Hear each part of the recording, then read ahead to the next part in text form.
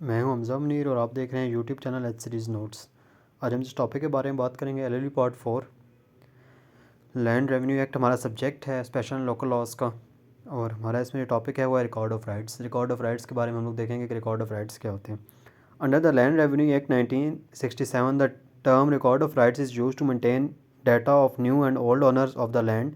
Record of rights basically जो होता है ना, उसमें हम डाटा होता है, एक रिकॉर्ड ऑफ राइट्स को मेंटेन करते हैं। डाटा को अगर रेफ़र करें तो जो न्यू और ओल्ड ओनर होते हैं ना लैंड के, ठीक है, उनका डाटा हम लोग रिकॉर्ड करते हैं itself within a state, किसी भी एक स्टेट के अंदर। Record of rights is a collection of the various revenue papers concerning at state, ठीक है। अब वो जो कोई भी वायरस पेपर्स होते हैं, अक्सर जो डिफरेंट पेपर्स होते हैं जिनको हम लोग जो भी किसी भी लैंड के मुताबिक या किसी ऑनर के मुताबिक या किसी भी स्टेट के मुतालिक कोई पेपर्स होते हैं, ये record of right. The record are not only the record of possession, record of assessment and record of assessment. ये सिर्फ ये नहीं होगा कि रिकॉर्ड ऑफ पोजेशन किसके पास है या असेसमेंट किसके पास है।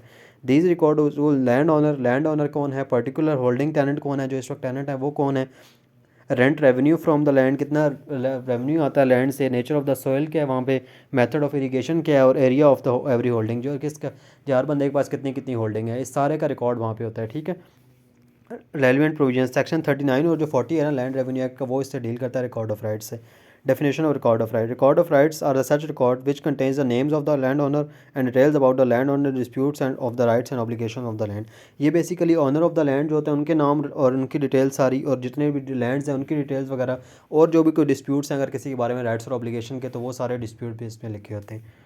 Information available in record of rights, क्या कौन कौन सी इन्फॉर्मेशन इसके अंदर होती है। Name of all person whoever has required some rights in the land, nature and limits of their rights, ठीक है। नेचर ऑफ ऑल पर्सन के कौन कौन से लोग इसमें इनके हकदार हैं, इसमें राइट्स हैं लोगों के, और किसके लैंड में राइट हैं, और किस नेचर के राइट हैं, और कितनी कितनी लिमिट है उनके राइट्स की, ठीक है।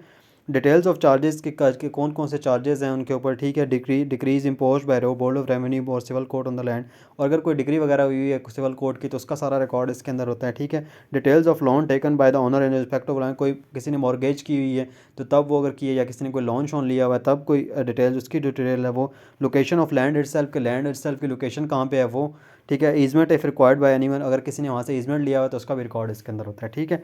Documents include in record of right. Record of rights में कौन कौन से डॉक्यूमेंट्स इंक्लूड होते हैं, ठीक है। फॉलोइंग डॉक्यूमेंट्स, ठीक है। म्यूचुएशन रजिस्टर, सबसे पहले इंतकाल का जो रजिस्टर होता है वो होता है, म्यूचुएशन कहते हैं बेसिकली इंतकाल, जब एक से चीज़ से दूसरी जगह किसी को ट्रांसफ़र होती है ना तब। Mutual register in which the names of the owner, जिसमें ऑनर का नेम, टेनेंट का name and person entitle to receive the rents and profit are mention. It is record of rights and transfer of land, जो भी transfer हुआ land का उसमें उसका record लिखा होता है, और जो बंदा इससे टेनेंट है इसका, या जिसने इससे कोई रेंट वगैरह प्रॉफिट वगैरह जो रिसीव करने हैं वो कौन है, इसकी सारों की इन्फॉर्मेशन इसके अंदर लिखी होती है।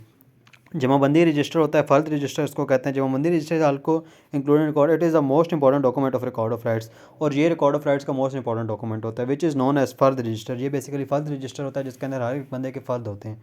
In which the names of owners, shares and share of owner and area of the land are mention. इसमें नेम, ऑनर का नेम, ठीक है, और जो शेयर्स होते हैं किस किसके कितने कितने शेयर हैं वो लिखा होता है, और इसके अंदर लिखा होता है कि एरिया कौन, कितना एरिया किसके लिए, और कोई एरिया में लैंड का एरिया मेंशन होता है। फॉलोइंग इसमें थिंग्स आर मेंशन, इसके अंदर क्या क्या लिखा होता है। खेवट नंबर, जो ऑनर का नंबर लिखा होता है। खातूनी नंबर, जो टेनेंट का नंबर होता है वो लिखा होता है। मीन्स ऑफ इरिगेशन के, किस तरह पानी यूज़ होता है इसके अंदर। फील्ड नंबर क्या है, इसके जो खेत है उसका नंबर क्या है, ठीक है, और इसमें कितने कितने एरियाज़ आते हैं वो सारे कुछ लिखे हुए हैं, ठीक है। Map of the state. अब तीसरा जो रिकॉर्ड ऑफ राइट्स में चीज़ होती है, map of state is also included record of rights, ये भी रिकॉर्ड ऑफ राइट्स में होती है। In which the mention area of the land and location of the land are mention, ठीक है। एरिया जो लैंड का है, लोकेशन होती है वो मेंशन होती है। Statement of distribution of water in this source of water in order to irrigate the land are mention, कि जो किस तरह पानी लगता है ज़मीन को, इरीगेशन किस तरह कैनाल से होती है या बारिश से होती है, बारानी है ज़मीन, नहरी ज़मीन है, किस तरह की ज़मीन है वो लिखा होता है, ठीक है। या किस तरह पानी लगता है, इसको ट्यूबवेल से लगता है इसको पानी, या किसी दरिया से किसी नदी से लगता है, तो वो उसके मुताबिक वो लिखा होता है। Whether the land is being irrigated by well और कैनाल, किसी वेल से होता है या किसी कैनाल से होता है, ट्यूबवेल से होता है, किस तरह होता है वो सारा कुछ लिखा होता है। Statement of custom include in record of right in which all the prevailed custom of a particular area are mention, जो उनके वहाँ पे कस्टम्स हैं वो मेंशन होते हैं कि इस एरिया का ये कस्टम है, ठीक है, कस्टमर चीज़ पे ये जो यहाँ पे होती है।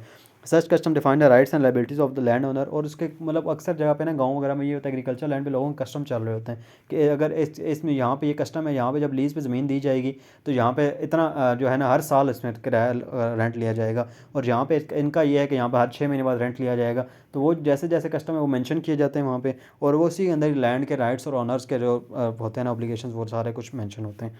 Statement of payable in this area in the areas of the land revenue और मेंशन, अगर कोई लैंड पे कोई एरियर्स वगैरह हैं, कोई टैक्स वगैरह पे नहीं हुआ तो वो लिखे होते हैं इसके अंदर। और mention which is payable after the due date, ठीक है, जिसको ड्यू डेट में पेएबल नहीं किया गया। It is also mention that how much amount is will be paid to the board revenue, और बोर्ड ऑफ रेवेन्यू को आपने कितनी अमाउंट पे करनी है ये भी लिखी होती है। Statement of correction of clerical mistake, in this correction of clerical mistakes are mention. अच्छा, एक ये होता है जगह होती है जहाँ पे लिखा होता है कि यार कोई क्लरिकल मिस्टेक हुई है तो वो लिखी होती है वहाँ पे। शज्जा नसब इसके अंदर होता है, ठीक है। दिस जेनोलॉजिकल हिस्ट्री आपका ट्री होता है, ठीक है, जो आपका फैमिली ट्री जिसको कहते हैं आप बेसिकली, ये आपके दादा परदादा, ठीक है, ऊपर जो फैमिली ट्री आपका जा रहा होता है ना पूरा, वो शजर नसब आपका उसके अंदर ये भी इनके पास होता है। ऑनर ऑफ द लैंड, ठीक है, rights and duties in which the rights and duties of owner tenant tenant are mention also divide the limits. वही जो हमने ऊपर बात की कि टेनेंट्स की राइट्स एंड ड्यूटीज़ इसके अंदर लिखी होती हैं। Importance of record of right, record of rights की क्या इंपॉर्टेंस है? Keep record up to date, के रिकॉर्ड को अप टू डेट रखा जाए, ठीक है। Protect rights of owner, owner के राइट्स को प्रोटेक्ट किया जाए, रिकवर किया जाए एरियर्स को, ठीक है। कंट्रोल और करप्शन कंट्रोल किया जाए। Identify the mayors of the land and identify the location of the land, mayors जो हैं लैंड के वो उनको आइडेंटिफाई किया जा सके, और जो लैंड की लोकेशन है उसको मरियर किया जा सके, ठीक है।